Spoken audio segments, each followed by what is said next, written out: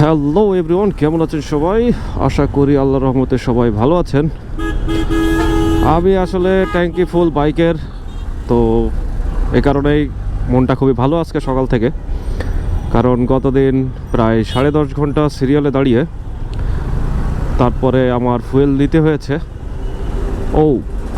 এই যে এয়ারপোর্টের সামনে তেলের দাম বেড়ে যাওয়ার পরে অনেকে বলতেছে যে আসলে তেলের দাম বেড়ে গিয়েছে, এখন তেলের আর সংকট হবে না, তেল এখন অ্যাভেলেবেল হয়ে যাবে, তেল এত বেশি হবে যে গাড়ি ধুয়ে ফেলা যাবে।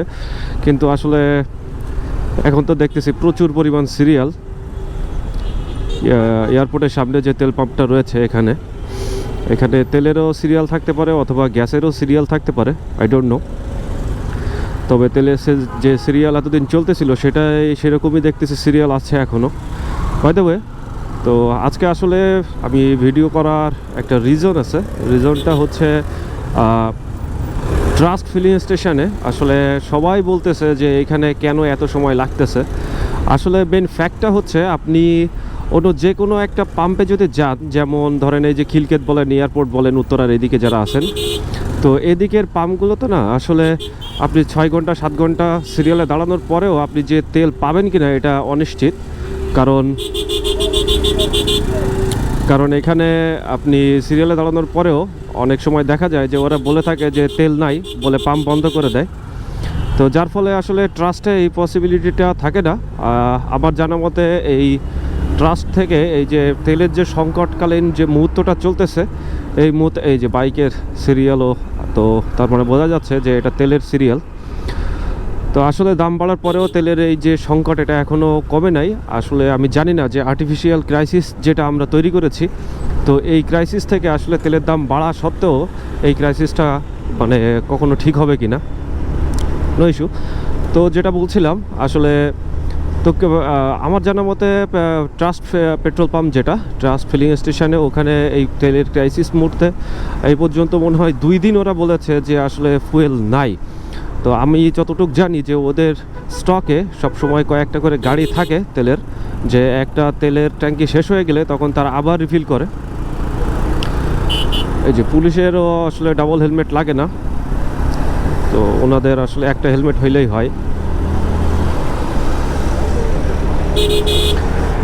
তো এই জন্য আসলে অন্য অন্য পাম্পগুলোতে যদি তেলের সিরিয়ালে দাঁড়ানো হয় তো ওখানে হয়তো 4-5-6 ঘন্টা লাগতেছে তেল পাইতে। আর যদি আপনার কপাল খারাপ হয় তাহলে আসলে ম্যাক্সিমাম টাইম তারা তেল পাম্প বন্ধ করে দিচ্ছে। এই কারণে আসলে ট্রাস্টের সবাই একটা ট্রাস্ট আছে যে ওখানে আমরা তেলের সিরিয়ালে 10 ঘন্টা 12 ঘন্টা যাই লাগুক আমরা তেল অবশ্যই পাবো। তো এই কারণে ওখানে এত লম্বা সিরিয়াল এবং এত দীর্ঘক্ষণ লাগতেছে বাইকের ফুয়েল নিতে। আর ওখানে আসলে আমি গত 10.5 ঘন্টায় যে একটা এক্সপিরিয়েন্স হয়েছে আমার, তো সেখানে আসলে অবশ্য শরীরটা অনেক ব্যথা হয়ে গিয়েছিল প্রায় 10.5 ঘন্টা এইভাবে বসে বসে দাঁড়িয়ে কাটানোর জন্যে। তো তারপরে ওখানে কিছু বাইকারদের সাথে বেশ একটা ফ্রেন্ডলি ভাব বা একটা মানে ছোটোখাটো এন্টারটেনমেন্টের একটা ব্যবস্থা ওখানে হয়। তো এটা আসলে মনের বুঝ দেওয়া ছাড়া কিছুই না। তো এখন আমরা জানি যে অকটেনের যে দামটা এটা এখন 140 টাকা করেছে, আর পেট্রোল করেছে 135 টাকা।